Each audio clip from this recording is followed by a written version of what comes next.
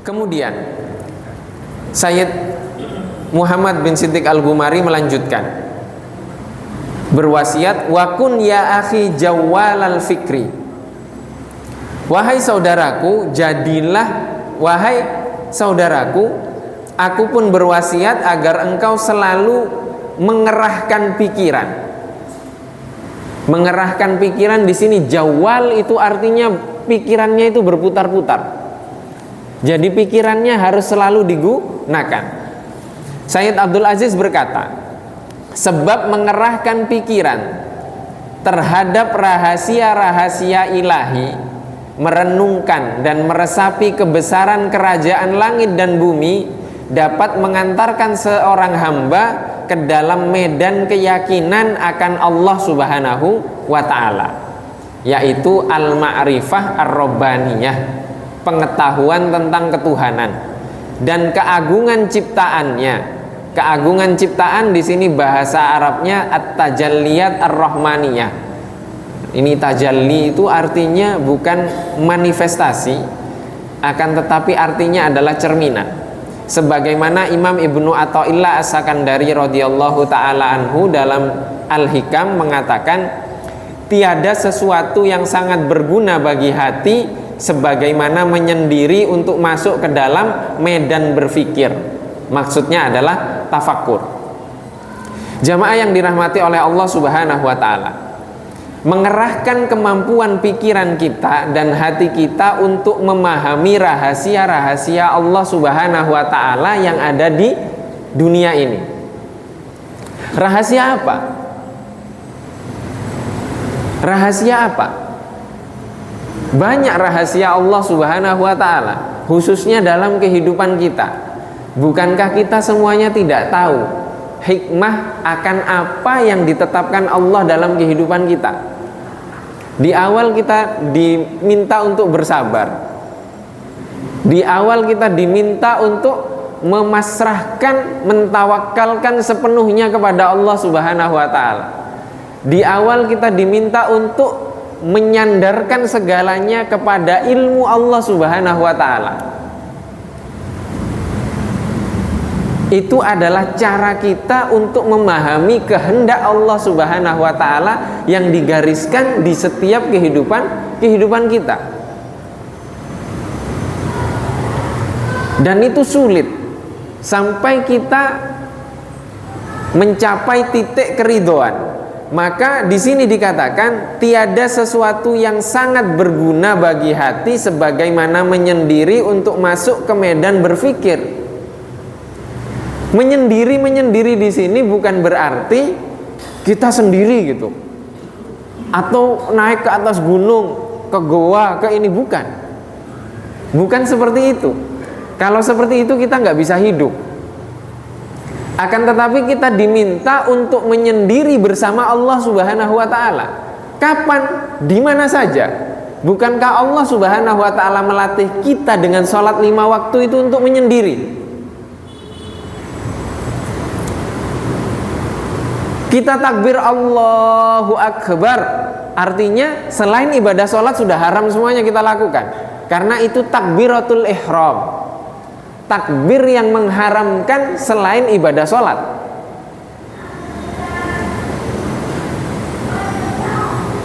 Itu namanya menyendiri bersama Allah Subhanahu wa ta'ala. Coba kita tafakkur ketika sholat, memikirkan Allah Subhanahu wa ta'ala, menghadap kepada Allah Subhanahu wa ta'ala. Itu namanya menyendiri. Di sebelum ini juga wasiatnya adalah arihna biha ya Bilal Rasulullah. Istirahatkan kita dengannya, yaitu dengan sholat wahai Bilal. Sholat itu kita menyendiri.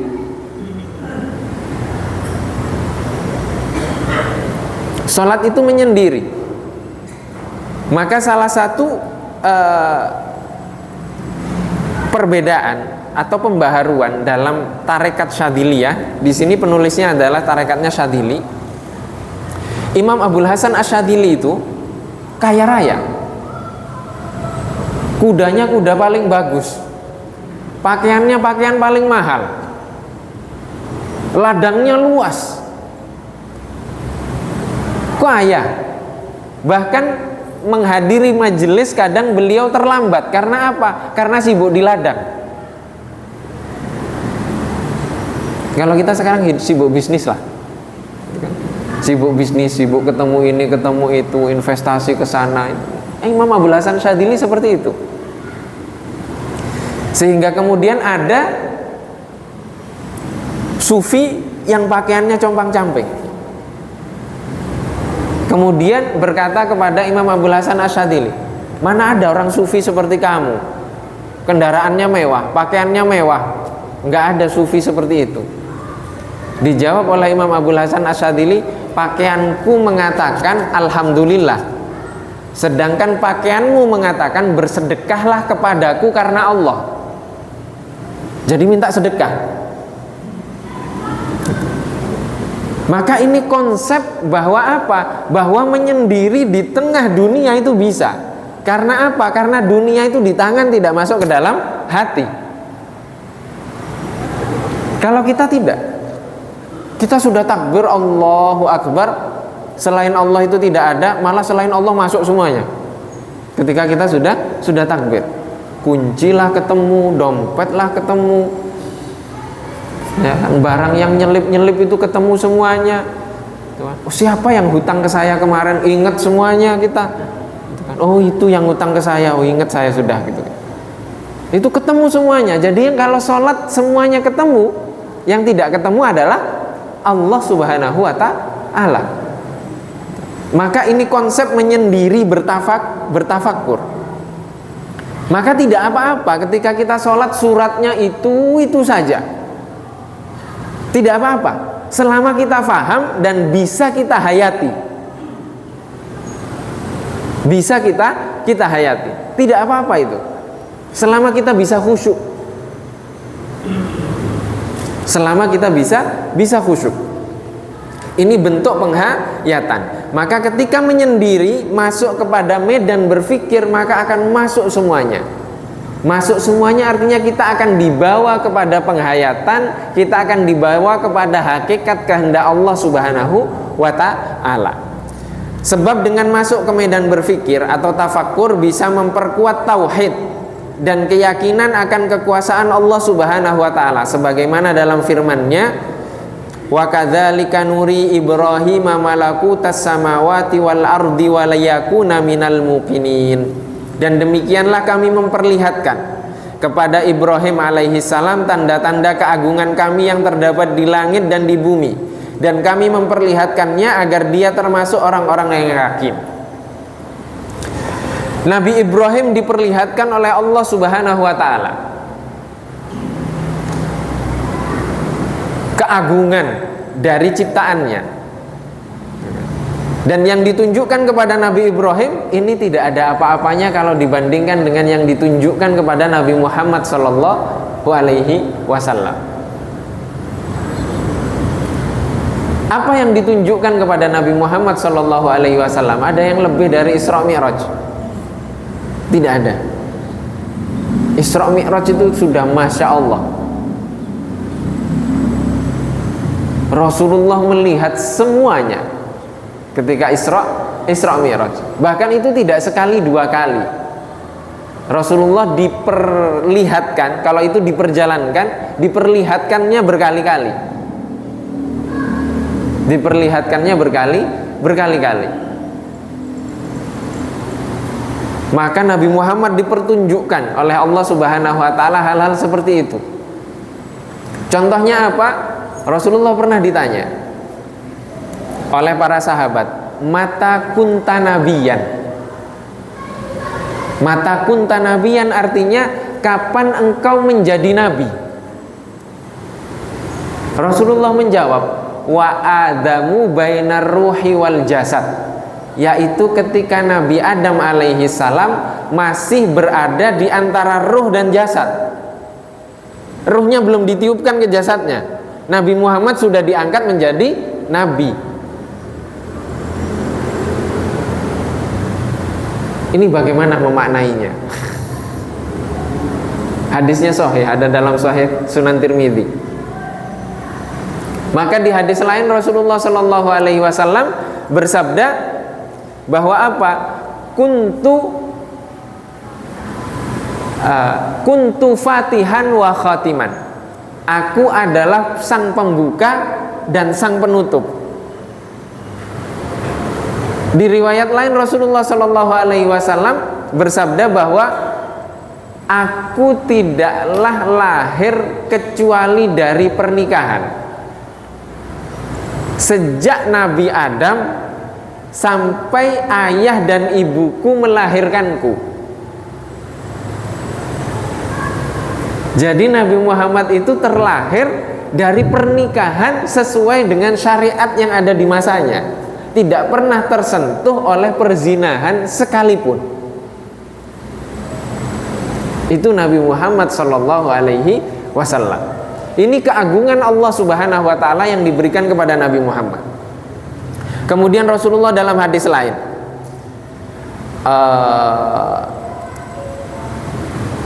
inni la'arifu hajaran bimakkata yusallimu alayya qabla an ub'ath. Sungguh aku mengetahui sebuah batu di Makkah yang batu tersebut mengucapkan salam kepadaku sebelum aku diangkat menjadi nabi. Diangkat menjadi nabi maksudnya di usia beliau yang ke-40. Kalau diangkatnya sebelumnya sudah. Jadi ada batu ini benda mati. Tapi ketika bertemu dengan Nabi Muhammad, batu ini bisa mengucapkan salam. Dan Nabi Muhammad memahami salam itu. Ini batu. Pelepah pohon korma, sering kita ceritakan, sering juga banyak yang cerita. Ini keagungan Allah Subhanahu Wa Taala yang ditunjukkan kepada Nabi Muhammad Sallallahu Alaihi Wasallam. Rasulullah ketika khutbah sebelum memiliki mimbar itu nyandarnya ke pelepah pohon korma yang mati. Kemudian sahabat menawarkan, Rasulullah, saya punya tukang apa ini namanya? Tukang bisa bikin kerajinan, mebel, kerajinan seperti ini, dia bisa membuatkan mimbar untukmu. Bagaimana? Dibuatkan. Setelah dibuatkan, Rasulullah berdiri di atas mimbar itu. Ketika berdiri, semua sahabat yang di Masjid Nabawi mendengar tangisan seorang bayi yang keluar dari pelepah pohon korma yang ditinggalkan Rasulullah, yang biasanya setiap Jumat beliau nyandar di pelepah pohon korma tersebut. Kemudian Rasulullah turun, dielus-elus oleh Rasulullah. Setelah itu apa? Setelah itu diam. Di riwayat lain diceritakan bahwa Rasulullah menawarkan kepada pelepah pohon tersebut, kamu mau saya hidupkan lagi sekarang, hidup bersamaku di dunia, atau nanti kamu saya tanam lagi di sorga, kemudian hidup bersamaku di sorga. Ternyata pelepah tersebut lebih memilih hidup bersama Rasulullah di sorga.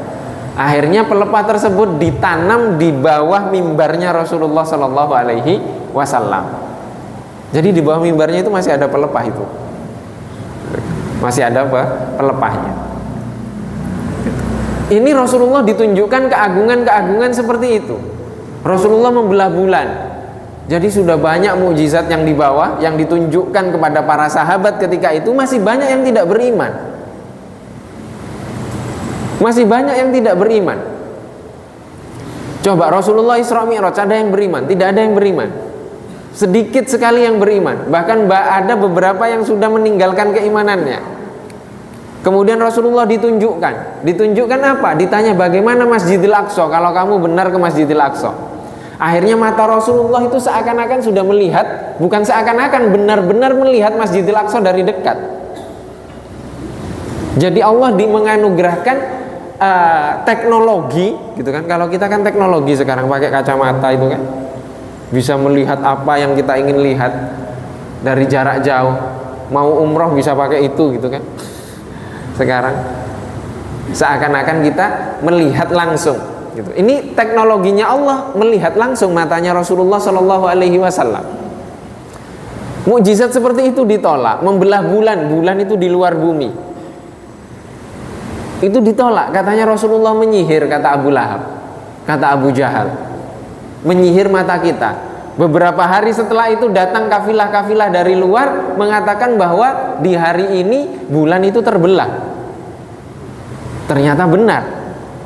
Bahkan ada beberapa literatur di Cina yang menunjukkan bahwa bulan itu terbelah, dan setelah dihitung harinya itu sama dengan di mana Rasulullah Shallallahu Alaihi Wasallam membelah bulan. Maka di sini ini keagungan Allah yang ditunjukkan kepada Nabi Muhammad Shallallahu Alaihi Wasallam, dan kita pun harus mentafakuri hal-hal yang seperti itu. Kita harus memikirkan hal-hal yang seperti itu, memikirkan dan merenungi ciptaan Allah Subhanahu wa Ta'ala, dan tempat kembalinya seorang hamba yaitu alam akhirat merupakan pokok dari ketaatan.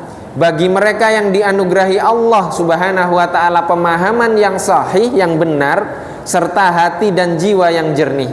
Dalam hal ini Imam Sufyan bin Uyainah mengatakan, jika seseorang memiliki pikiran, maka segala sesuatu yang dia lihat dapat dijadikan pelajaran.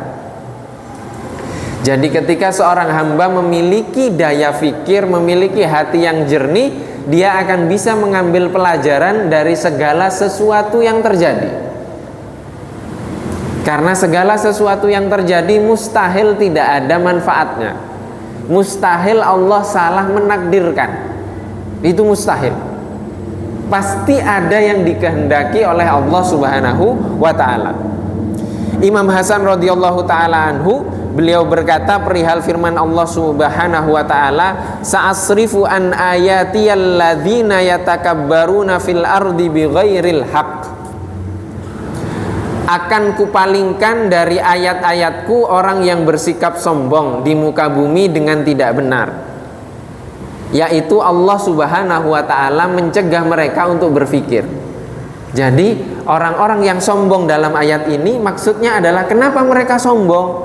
Karena Allah menutup jalan pikirannya, sehingga tidak bisa memahami apa yang diinginkan Allah dari hal-hal yang terjadi.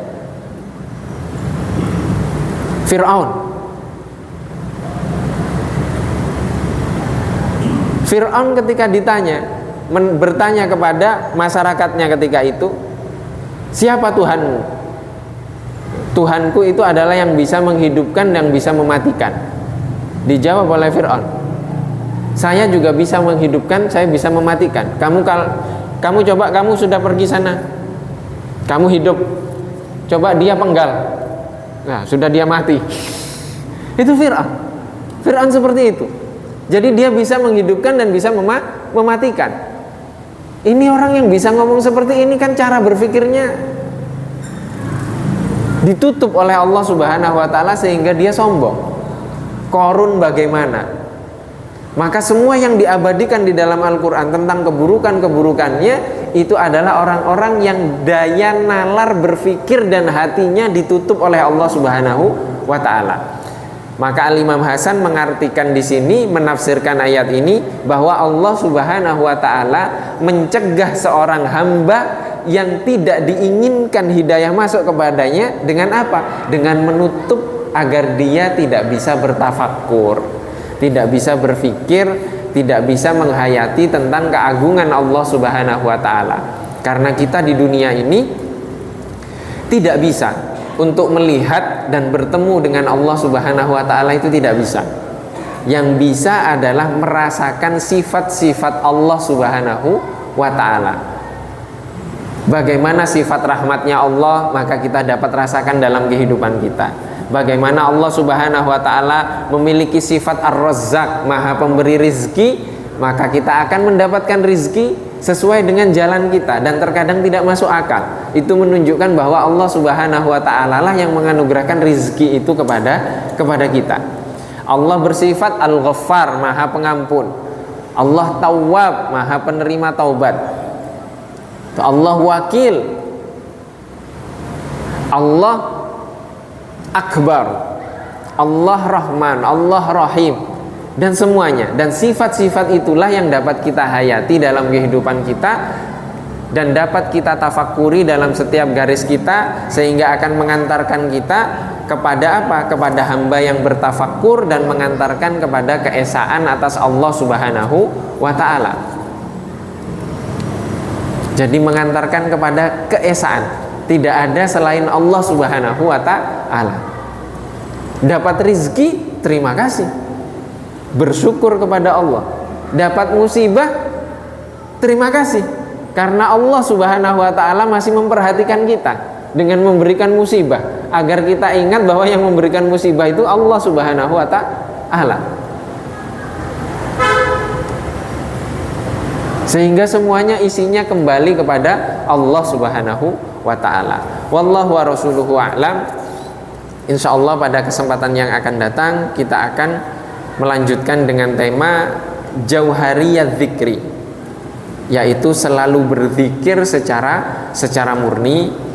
Dan kita akan bahas tentang zikir di sini maksudnya apa, dan juga tentang bagaimana berzikir, dan setelah itu juga ada tema lain tentang memperbanyak ilmu. Wallahu wa rasuluhu a'lam. Semoga Allah Subhanahu wa ta'ala menyambungkan kita dengan orang-orang soleh dan dipertemukan dengan orang-orang soleh dan juga ahli ibadah, sehingga menambah keyakinan kita kepada Allah Subhanahu wa ta'ala untuk lebih mengenal Rasulullah Shallallahu alaihi wasallam, dan juga semoga Allah Subhanahu wa ta'ala menjernihkan pikiran kita, membersihkan hati kita, sehingga dapat memahami sifat-sifat Allah yang Allah tampakkan di dalam kehidupan kita, sehingga menambah keyakinan kita kepada Allah Subhanahu wa ta'ala. Ini saja yang dapat kita kaji, sama-sama kaji pada kesempatan kali ini. Wabillahi taufiq wal hidayah wa ridha wal inayah. Wassalamualaikum warahmatullahi wabarakatuh.